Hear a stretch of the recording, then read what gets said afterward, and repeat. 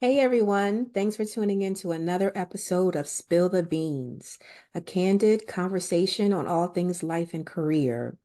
My name is Ty Blair, Executive Director of the awesome nonprofit organization When You Give a Bean Water, a collective hub of resources for families of color to utilize on their own terms. On today's episode, I'm going to be doing a deep dive into the career of directing. Now, when you think of Black films, you think of Black directors like Spike Lee, you think of Ryan Coogler, think of Ava DuVernay. So I really wanted to highlight that career, that profession, and give you the pros and cons because there's, of course, two sides to every career. So, like I said, with Black Panther, it was directed by Ryan Coogler. And a cool fact is it was the first Marvel Studios film to have a Black director and a predominantly Black cast. The movie grossed over 1.3 billion worldwide and received 7 Academy Award nominations, winning 3. So that's really, really epic. So let's get started. We're going to dive into it. On the U.S. Bureau of Labor Statistics, the occupation is listed as producers and directors.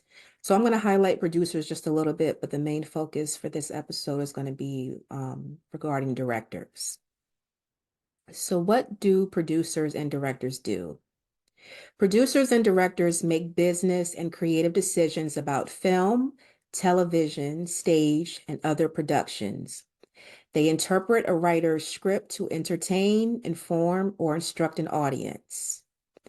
Some of their duties include selecting scripts or topics for a film, television, video, stage, or radio production, auditioning and selecting cast members and the film or stage crew, approving the design and financial aspects of a production, overseeing the production process, including sound, lighting, and performances, overseeing the post-production process, including editing, music selection, special effects, and a performance's overall tone, ensuring that a project stays on schedule and within budget, promoting finished productions or works through advertisements, film festivals, and interviews. Although producers and directors have distinct roles in a production, the work may overlap. For example, directors ultimately answer to producers, but some directors share producing duties for their own films. So producers specifically, they make the business and financial decisions for a film, for a film, stage production, or TV show. They raise money for the project and hire the director and crew, which may include designers, editors, and other workers. Some producers also assist in the selection of cast members.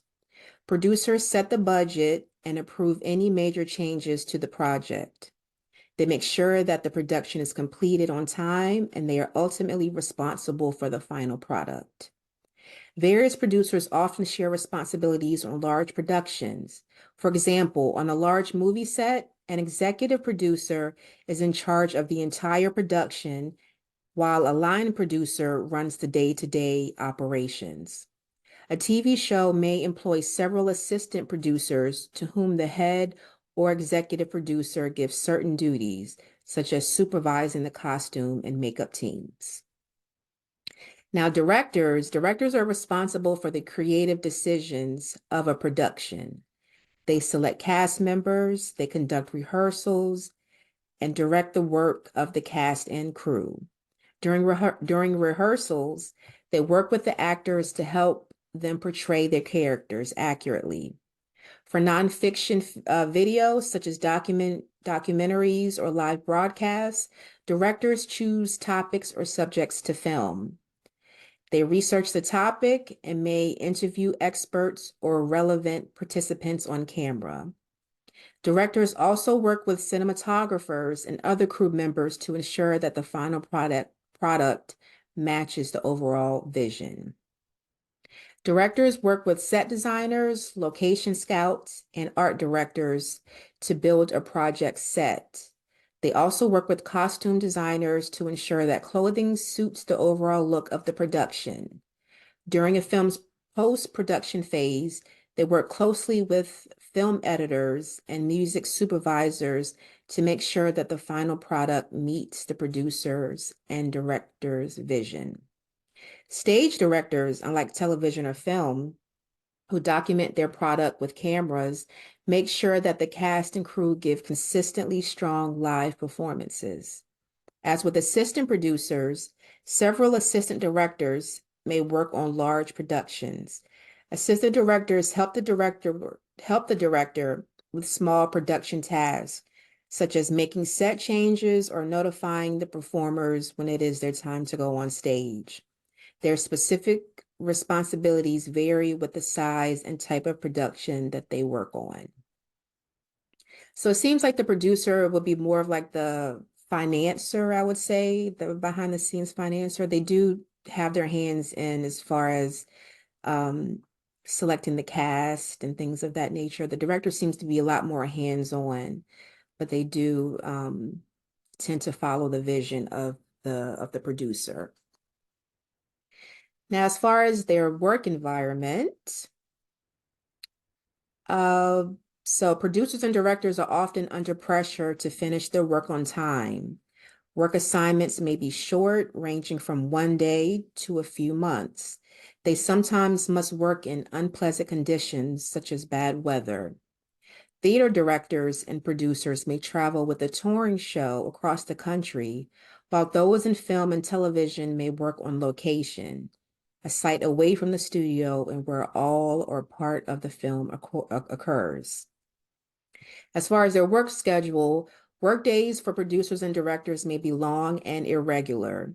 Many do not have a standard work week because their schedules may change with each assignment or project. Evenings, weekends, and holiday work is common. Most producers and directors work full-time, and some work more than 40 hours per week. So definitely around the clock, whenever it's needed to get, whatever shot done, they have to dedicate that time. Now, how to become one. So this is like the education piece behind it. Producers and directors typically have a bachelor's degree. They also typically need several years of experience working on set in film, TV, stage, or other productions in positions such as actors, cinematographers, or film and video editors, or in related occupations such as theater managers.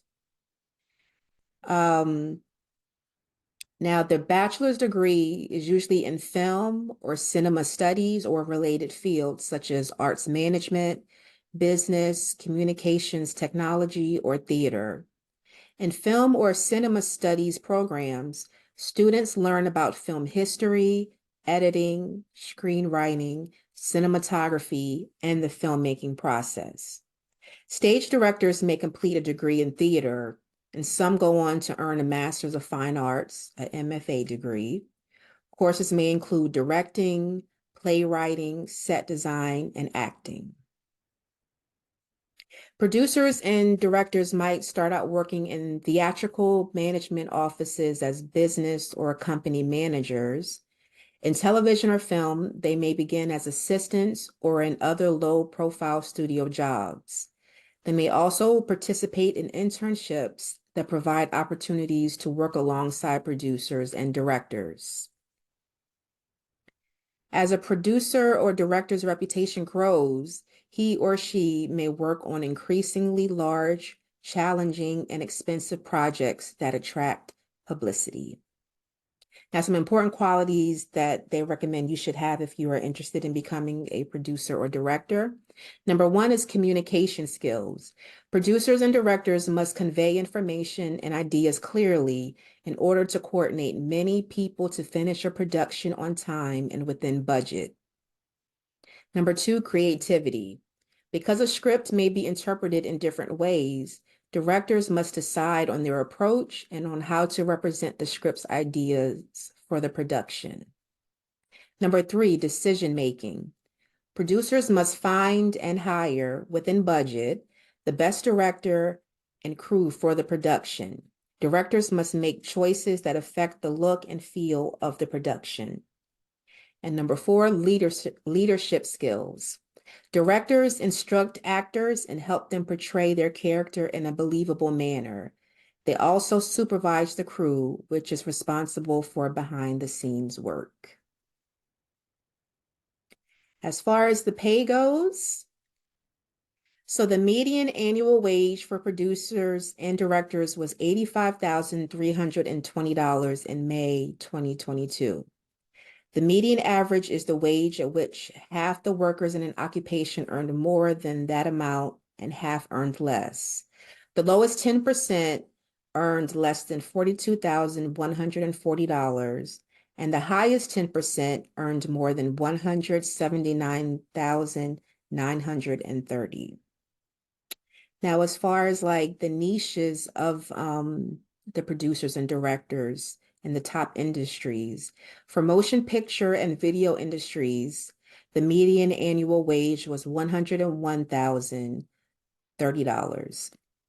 For media streaming distribution services, social networks, and other media networks and content providers, that median annual wage was $84,700. For the performing arts, spectator sports, and related industries, that was $73,690. And for television and broadcasting stations, it was $58,780. Some producers and directors earn a percentage of ticket sales. A few of the most successful producers and directors have extraordinarily high earnings, but most do not. So it seems like the film industry is where you're able to make the most money, and then it trickles down to theater and then finally television and other broadcasting stations. Now, I wanted to kind of go over a few articles that I read where people that were either in the journey of becoming directors or pretty much that were directors in the field, just to kind of give their perspective, their experiences. I wanted to share some of that with you because it was very interesting and it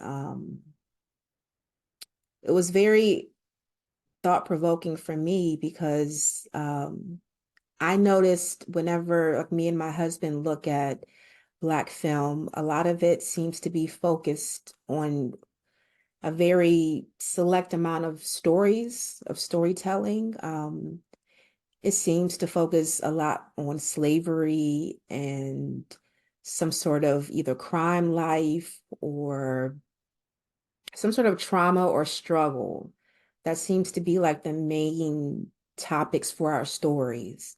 So I was very interested to see why was it that as diverse and um, multifaceted as we are as Black people, why are not other stories of ours told?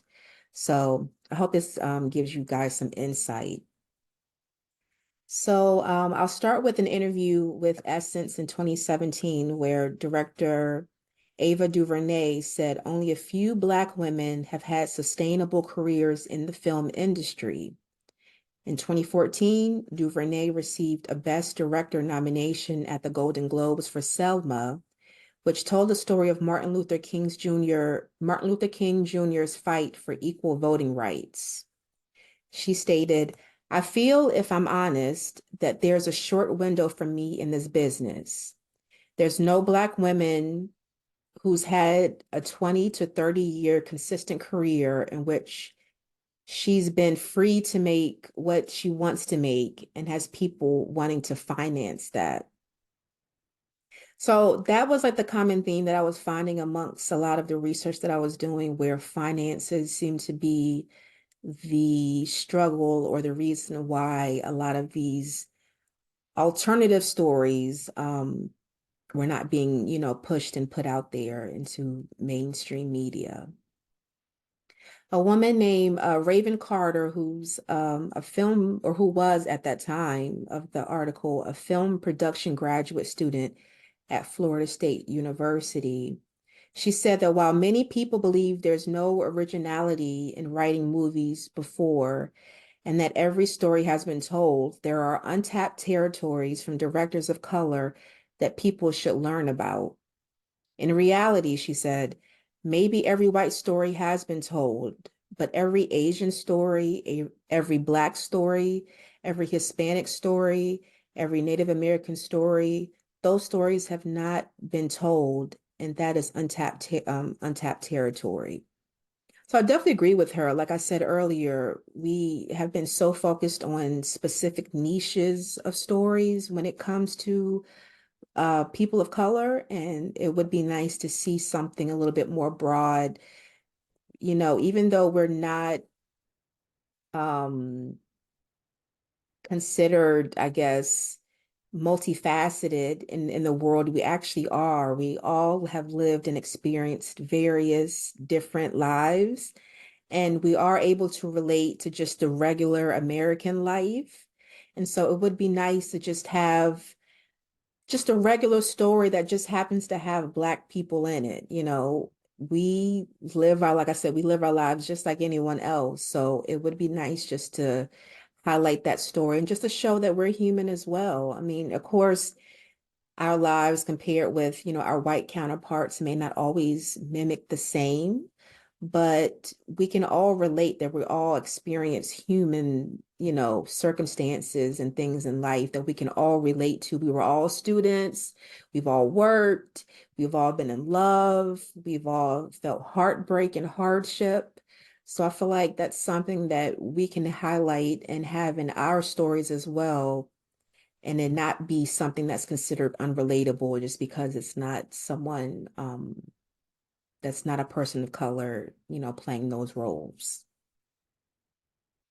Um, Someone said, let me see, we should not only be winning Oscars that only highlight oppression. We're more than that, and we are doing more than that, which I agree 100%. Like I said, we always see these stories of oppression and slavery, and they're always highlighted, but we're more than that for sure. And I would like to see more of that highlighted um, in cinema. So this is a fact that, or random statistic, that in its 94 years, the Academy has only nominated Black directors 6 times. John Singleton for Boys in the Hood in 1992, Lee Daniels for Precious in 2010, Steve McQueen for 12 Years a Slave in 2014, Barry Jenkins for Moonlight in 2017, Jordan Peele for Get Out in 2018, and then Spike Lee in 2019 for Do the Right Thing. No, sorry, for Black Klansman, 2019 for Black Klansman. And none of them won. So that's something definitely to ponder on. Fewer than 6% of writers, directors, and producers of US films are Black. If a movie has a Black producer, there's a higher chance of it being directed by a Black director. However, only 5% of lead producers are Black. And Hollywood being one big family with a closed circuit makes it hard for outsiders to receive opportunities. But the growth of streaming services, social media platforms, and YouTube has made it easier for Black directors. And I believe that to be the case as well. It kind of gives you a new avenue, or just gives you a different place to be able to express yourself instead of having to wait for Hollywood that may not, be as open to accepting you and your ideas. The fact that you're able to go on a platform and showcase your stories and your creative however you see fit, I think that's pretty cool. That's what I kind of like about these platforms, is that people are able to express themselves how they want to. and not be scrutinized or silenced just because it doesn't fit a certain criteria. Raven Carter is the student that I referenced earlier. She said that while being a cinematographer guarantees better job opportunities than being a director, she's a dreamer who wants to write and direct her own projects. And I noticed that as well in my research, is that a lot of people that consider themselves Black directors have feel the need that they have to go do other things just to be able to make a living. So like in her case, she, even though she considers herself a Black director and that's what she went to school for and that's what she wanted to do, she has to be a cinematographer. And I'll highlight that in a couple other people that kind of stated the same thing, where they're directors, but they also have to do other things in order to continue on in that career field. The movie industry makes many assumptions and puts Black filmmakers in boxes. This is from Raven Carter again. But not all Black people agree with each other or share the same perspectives as they come from all around the world. And this is true. Black directors have so much untapped potential, and it doesn't feel right to cluster them together. We can tell all sorts of stories. We don't just have to tell the slave story. We don't just have to tell the moonlight story. We are very diverse people. We're multifaceted. So I agree with her 100%. There's so many untapped stories that have yet to been showcased. And so that's something that I would definitely love to see. Hopefully in the near future. I don't want it to just be something that we aspire to have for like hundreds of years. No, like that's something that we can definitely do now, God willing. So, all right. So let me look at another article that I read. And this one was pretty cool. This one was from the New York Times. Let's see if I can pull it up. Just bear with me, guys. This one was pretty cool because it was from the New York Times and it highlighted a series of young talent that was up and coming talent at the time and just their experiences being Black directors. So this is from July 3rd, 2019 is when this article was written. And like I said, the New York Times recently convened a discussion with 6 directors who were part of a wave of young Black talent at that time. So one of them, named Julie Dash, she stated when she would indicate that she was here as or she was there as a director to make films about Black women, executives would often say to her, "Why are you limiting yourself?" Now, I sat with that for a minute because that was very jarring to hear, that just because she wanted to write films about Black women being as so that she is a Black woman, so that's something that's probably near and dear to her heart, something that she feels comfortable with speaking on and wants to share stories about. The fact that an executive would say that she was limiting herself, that was very disheartening. I feel like telling the Black experience is not limiting yourself at all. It's just a niche that you want to share. And like she said, that she wanted to put something on the screen that hasn't been shown before and to bring forth something new.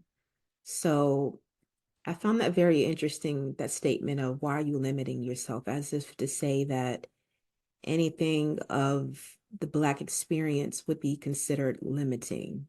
So Darnell Martin, another talent at that time, stated that he was trying to that he pretty much was able to kind of move up the ranks, and executives kept asking him, well, aren't you grateful? How come you're not grateful? And he said, do you ask your white filmmakers that? So that was another one that was kind of like jarring to hear, that they want you to feel indebted, I guess, and they want you to feel just pretty much just kind of like nod your head and bow your head and be like, okay, almost like subservient. The fact that they gave you that opportunity, that you were able to create your film and you did, fairly well with it. And it's like, so why now, like, why are you not grateful? You've accomplished something big, but it's like if it's something that's outside of what they deem as okay or acceptable, then it becomes a problem. So yeah, that really bothered me as well to hear that statement. Martin again, he said, and you had to do what they wanted you to do too, because you were their black filmmaker. It was like, this is the film, you've got to do it. It was like, I'm not feeling it, but you had to do it. So yeah, it goes back to you're that token filmmaker. They're going to tell you what you can and cannot create and make. And it's one of those things, either you do it or they're going to find someone else to do it. So it kind of puts you in between like a rock and a hard place, which I can understand. Um, but yeah, they have the ultimate say so and power, the executives.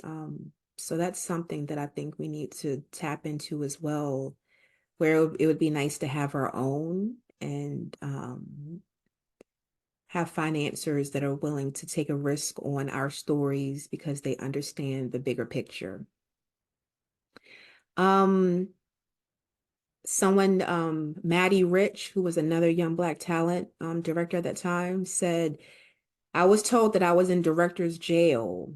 And I had never even heard of this term, director's jail. But he said, director's jail is if your film doesn't make X amount of money, then it's going to be hard for you to get another movie financed. So at the end of the day, it's all about money. If your movie is not making enough money, you're not going to be able to do anything for a while. Um, this was interesting also that Matty Rich had said. He said, they told me that the only way out of director's jail is that you have to write your way out of it. So he said he wrote a Tupac Shakur project for HBO, and he came on board to write Subway Scholar at Showtime for Whitney Houston, but he got frustrated because he had a lot of things stuck in development. Um, he wound up living in a space for 2 years as a creative director and an art director. Um, that was his new outlet for storytelling without Hollywood. It felt like everyone had wanted him to make another urban drama instead of a family-oriented, lighthearted story. So it seems like not only do they put you in director's jail if you don't make a certain amount of money, but now it's like, okay, now you have to prove yourself again. But you can't direct again to prove yourself. Here, I want you to come over here and do XYZ. So in his case, he had to be a writer for several projects. So it's like you have to prove yourself again, only to possibly still be in limbo and not be able to get that chance at directorship again, where I'm sure a lot of our white counterparts have been able to fail and not make, as much money back plenty of times with their films, and yet they were always given that second chance, that third chance. So yeah, I found that very, very interesting. Let me see. Who was this one? Witcher. Sorry, I'm trying to get the first name of this person. I don't know if I have it. Um,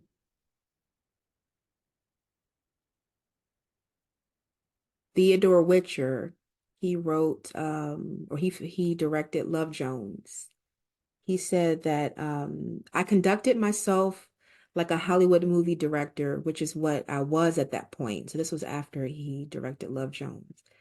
But I didn't understand that it wasn't necessarily about the creative achievement of the film or even whether you win any trophies for it.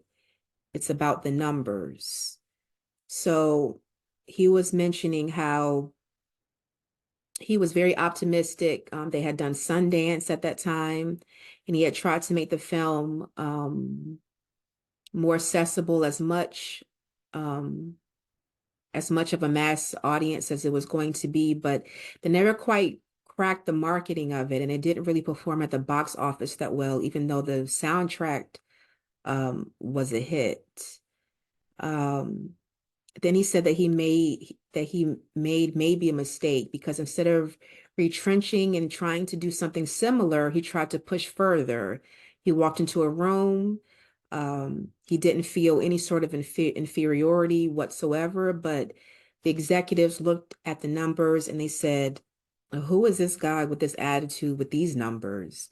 Your movie made 12 million. Why are you even in my office today?" So it's like, even though you have a great film, a critically acclaimed film that did very well, if those numbers are not at a certain height that these executives deem respectable, then you don't have the ability to um, pretty much sit at the table and demand what you would like to do going further, what you would like to do next. So it's all about money, all about the numbers at this point. Um, so yeah, those were very interesting, very, very interesting perspectives from a lot of our Black film directors. Um, I'm just going to tell you just a little bit of what each of these guys did. I think Matty Rich, let me make sure I get it right. He made a movie or he directed a movie Straight Out of Brooklyn. And Darnell Martin directed the movie I Like It Like That. Thought he did something else as well, but this is the only thing that's coming up. Julie Dash did Daughters of the Dust. So if you're interested, I mean, if any of these movies you're not familiar with, you can definitely look them up and see what they did or what they directed. Um, and then one final article I wanted to touch base on, just to kind of reel in the end of the conversation. Um, This was an article from March 29th of 2023 from the Butler Collegian. It says, "What is up with the lack of Black representation in film?" That's the name of the article. And I just wanted to kind of read off a couple of things that I found interesting in this article. So it said, film has historically been dominated by white wealthy men. Many tend to gatekeep the art of film with their pretension and insane film vocabulary to make it seem inaccessible to people uneducated in film. Since these actors and directors tend to be wealthy, they are able to attend the top universities for film, which allows them to have access to endless connections and networks. If you do not attend elite film schools, it is difficult to get your ideas and talent out to major production companies and agencies. This blatant classism and racism go undiscussed and are even protected by white filmmakers in Hollywood, making it nearly impossible for Black filmmakers to break out in Hollywood due to the color of their skin. So, I mean, and I'm sure this is the case for every type of like social career where it's all about who you know, it's about the connections and the networks. Like it was stated here, if you didn't attend an elite film school, you weren't able to network and, I guess, rub elbows, build relationships with people that had the money and the status to be able to gain advice or possibly gain some sort of support, like monetary or financial support, in order to keep yourself and keep your career afloat. So that kind of gives us a disadvantage for a lot of Black film directors, that we aren't able to attend those type of schools, and therefore we're not able to get that financial support. So I think that's when I was talking about the importance of having financiers. Um, Even with like Tyler Perry, me and my husband were talking about it, that he builds this amazing studio in Atlanta. And my thought process is once you made it there, why aren't you now bringing in young and up and coming talent, specifically talent of color, and allowing them to create projects and tell their stories, since that was like the main issue was the gatekeeping and not being able to have um, that financial backing. Even where Tyler Perry came from, with the whole Medea, um, him having to put a certain, pretty much put out a certain type of narrative of the Black experience. That's just one very small, minute story. And being able to grow beyond that. He started out in plays and then, move into movies. And now something as major as him being able to direct different TV shows, films, and having his own movie studio is incredible. And you would think he would want to reach down and pull up others and allow other people that had those same visions and um, want to put a new narrative and a new story for the Black experience out there. You would think that he'd be willing to bring them in. And I hope that does happen. It does not to say that that won't happen, but I would like to see something like that because that's the pinnacle. The movie studio allows us to be able to finally tell our stories and just show the world a different perspective of who it is to be Black and how it is to be Black and how it's not just pigeonholed in slavery and crime and trauma. So that's what I would like to see. But it starts with that, with someone that's a financier that's able to support and give these young Black creatives pretty much that alley-oop in order to um, create beautiful things. Sorry if I'm going on a tangent, but I'm very passionate about this. And I know it's a very touchy subject, but it's definitely something that needs to be talked about. So also in this article, the person, let me say who the person is, Brianna Wilson, who's an opinion columnist. She stated, film has it. No, I already read that one. She stated that I think people consider white stories to be more relatable, which is kind of ridiculous because people of color have to relate themselves to white stories, and we should be able to relate to people different from us. Oh no, she didn't say that. Someone named Schaffer said that. My apologies. Let me see who Schaffer is. Um, who is Schaffer? Schaffer. Sorry, guys. I was trying to figure out because I always want to make sure I quote the right people and give you context of who these people are. Okay. Claire Schaffer is a first-year political science major. So, so she feels as if Hollywood has struggled to create opportunities for people of color based on the racism embedded in our society.